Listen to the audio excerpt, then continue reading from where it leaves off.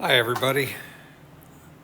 It's been a while since I posted a video. This is Tom and I'm back in the rabbit hole and I'm back to doing project stuff. It's been kind of a strange spring and the first part of summer, but I'm back in the shop. This is this is my next big project. This is the Hobbing machine conversion for the Van Norman 22. And what I'm trying to do is kind of deal with in a more intentional way some of the screw ups and mistakes and compromises that I made on the other Hobbing machine conversion, which cost me a lot of time and a lot of effort to try to correct. It was all good learning, but still not exactly what I'd call an elegant design by any means. There's an awful lot of parts. Well, before we tear into our first couple pieces here, I thought maybe I'd take a minute or two and try to explain how this machine works. This is basically the analog brain of the device. But the basic architecture is there's a turntable, and this has got a vertical axis. So it's going to rest on the knee of the machine and be fed upwards. And just for clarity, this is only half the view. Imagine that mirrored over to the other side around the center line. This is the assembly we're going to make first, that turntable. And rather than buy one, I've decided to make my own. I had some specific requirements for the worm and gear final drive that I'll talk about in a minute. The basic architecture is this, though. This is the central machine, and it's got two differentials in it. One of them takes the index movement from the head and translates that, divides that into the motion that's needed. So this is the index train. There's a differential there, and there'll be a change gear set on the end of this box for the index train. The lead compensation, that's a little more complicated because that has to come from the internals of the knee. And I've worked out how to do that, and I'll share that at some point, I promise. But for now, this is the input to the lead compensation differential, which is here. And that is in line with the index differential. And so it comes out here, and then there's a final drive. I have to switch between 20 and 21 tooth gear on the final drive system in order to compensate that last little bit for an even or odd tooth count. The feed system for the knee will be built under the turntable, and it'll be flat. And basically I need about a 16-to-1 ratio between the spindle or the vertical axis of the turntable and the feed input on the knee. And then there'll be another connection between the knee jack screw position and this input here. And there'll be a set of change gears on the front for the lead compensation. So all in all, superficially at least, it's going to be a lot simpler. These are right angle helicals, so these four gears are all 45 degree right hand, and they mesh at 90 degrees. So I'll be able to feed, I'll be able to do the ratio compensation that I need here, and also manage the 90-degree turn all in one stage, which is hopefully elegant. Now we can talk about the design parameters for the turntable a little bit. I wanted 60 to 1. I wanted 40 to 1, but that wasn't going to be practical for the practical size of the unit.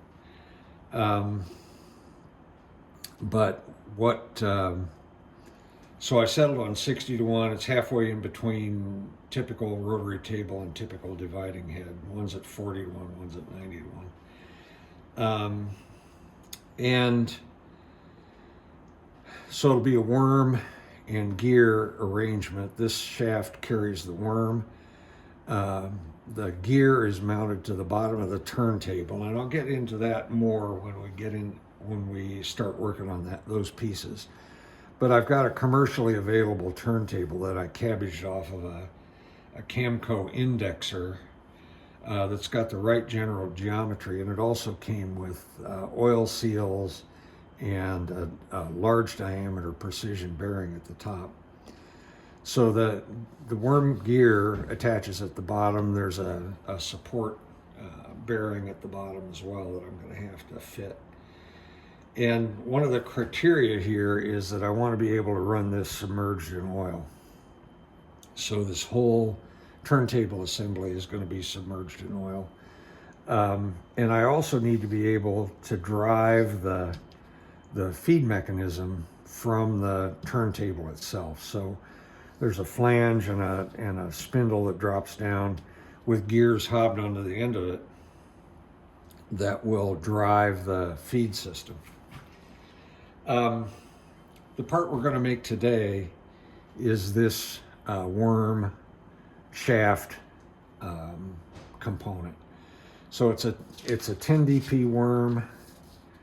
So the helix angle of the worm thread, if you imagine you just unwrap one thread, you've got the lead, and then you get pi times the pitch diameter, which is the length of that side of the triangle. And so to calculate that lead angle, you can go through the math, but basically it's beta in degrees is the arctangent of 1 over the diametral pitch times the pitch diameter. And in that case, for this thread, it gives you about a 4.5 degree helix angle. And that's important for this application because it's vital, to my way of thinking anyway, that the worm and gear combination, the mesh that I'm using to drive that turntable, has to be self-locking. And what that means is that I can transmit torque through the system this way, but not that way. And if you have a helix angle that's less than about 5.5 degrees, you have a self-locking worm gear system.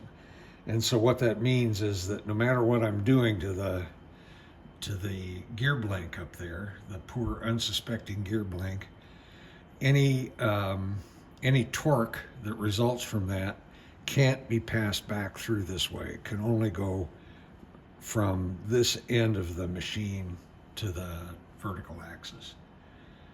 Key design criteria. Okay. A few minor technical issues.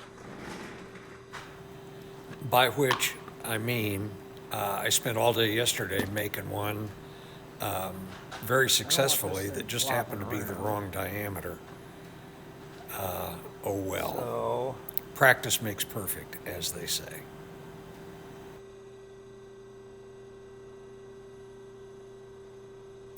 It's possible I failed to mention that I'm doing this over centers. I'm going to have to do this in several different setups, and I wanted a repeatable work holding setup. So what I'm doing here is strapping the dog to the chuck so that it doesn't lose its angular relationship at any point. Since we're going to be cutting threads, that seems like that might be important at some point.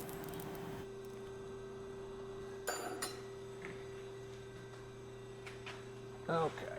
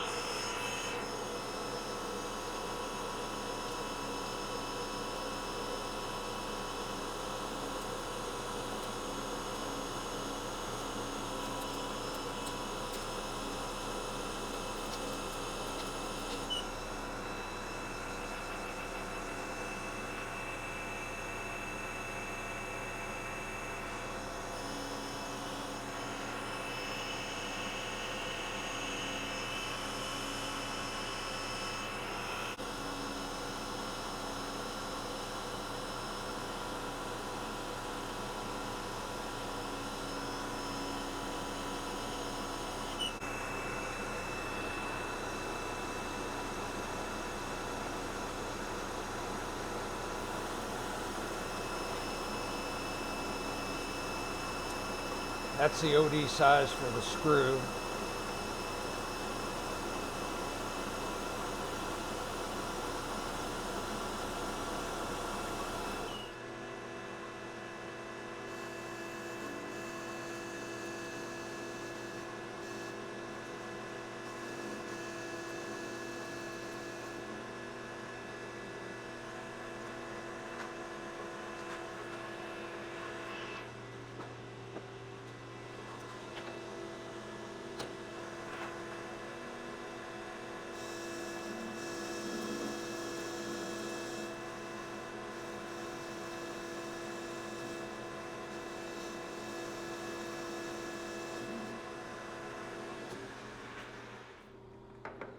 Now, this part I'm going to do with a little bit of discretion. I want to come in and put a relief on either side that takes this down to about 1.05 in the middle.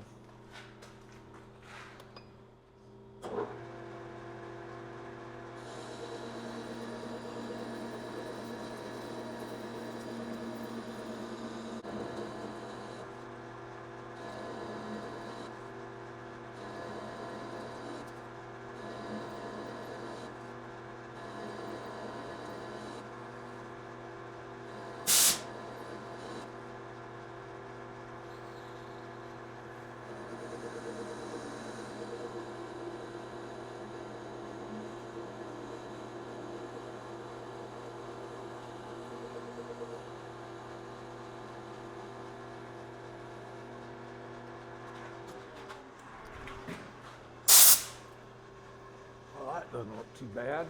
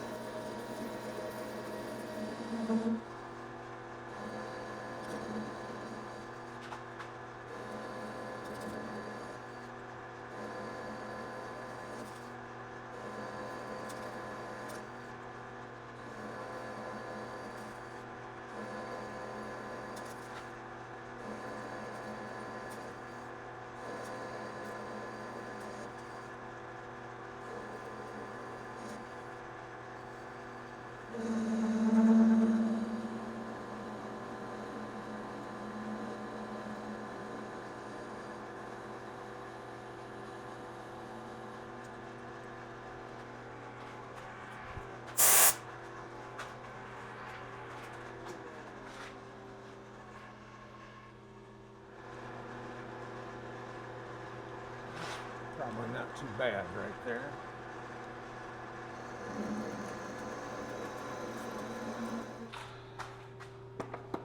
I've got the compound set at 14.5 degrees. That's the half angle of the profile.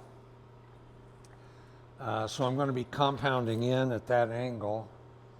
So I'll be measuring the depth of cut here radially.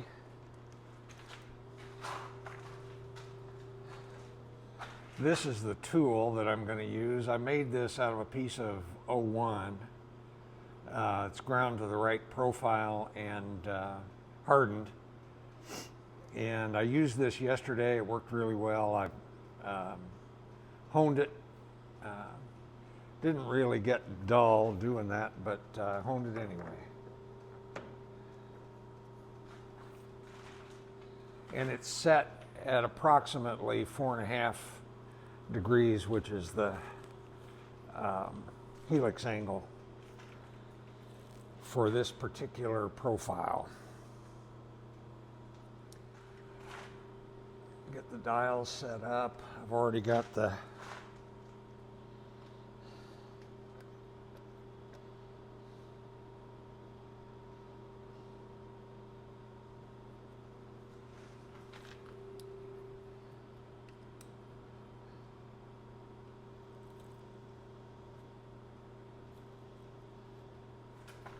and I'm going to be running coolant on this job. So you'll notice, don't adjust the color on your TV set, but evidently I've got some brass filings down in the well of the coolant system a little bit. So my water-based coolant has turned green. It still seems to work okay, but it's a little disconcerting to the uninitiated.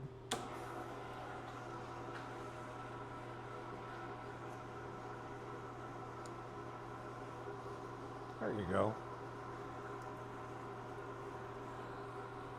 More aqua, really.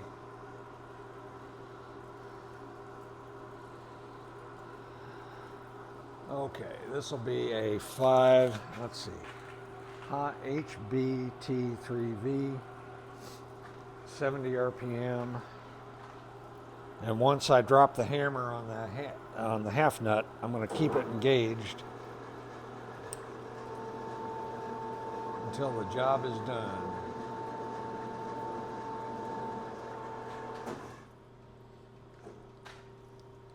Stop with the brake, run it back.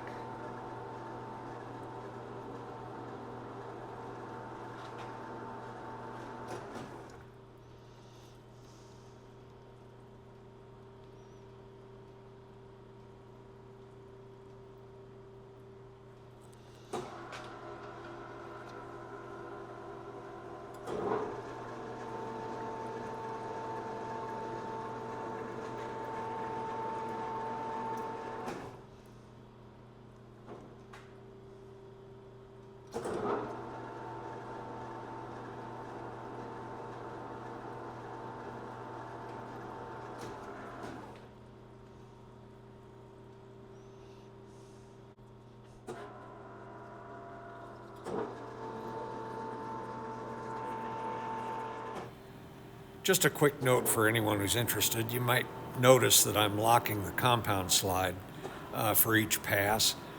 I'm not sure how much that helps, but I want to make sure there's no opportunity for movement in the tool to the extent I can prevent that. So it's worth pointing out.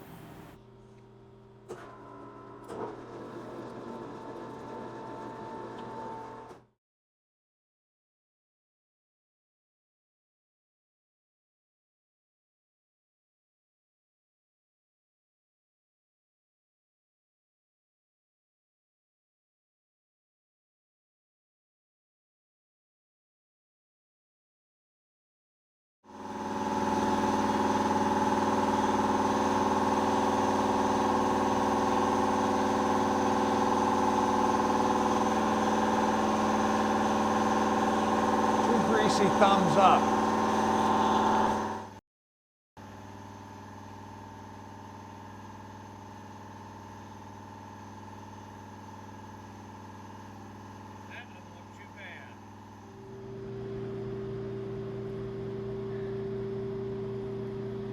have to say that came out pretty nice.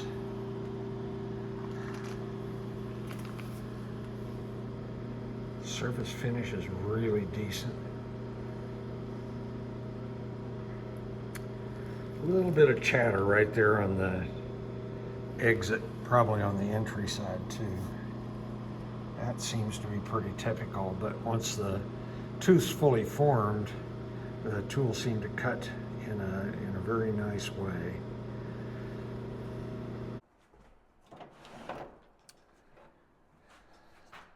Well, this is what we just got done making. That's a 10DP screw, and that came out pretty good. No brag, just fact. And that's where that goes, right there on the drawing. I still have to put the shaft details on here, both sides, but this is all set up. I did all the turning so far and the threading over center, so I ought to be able to reproduce that setup pretty easily and get concentric shaft details when I finish that out. Anyway, bearing supports at both ends, and I've designed an adjustment system that allows me to adjust the lash pretty delicately, I hope. Anyway, that's that. First part. Yay. Well, here's a little look ahead at what's coming in the next few weeks. I want to thank you all for your interest in my silly stuff that I do on this channel, and I appreciate your viewership. I appreciate your subscription very much if you haven't subscribed already. And be sure to hit like and maybe even ring the little notification bell if you're so moved. Thanks for watching.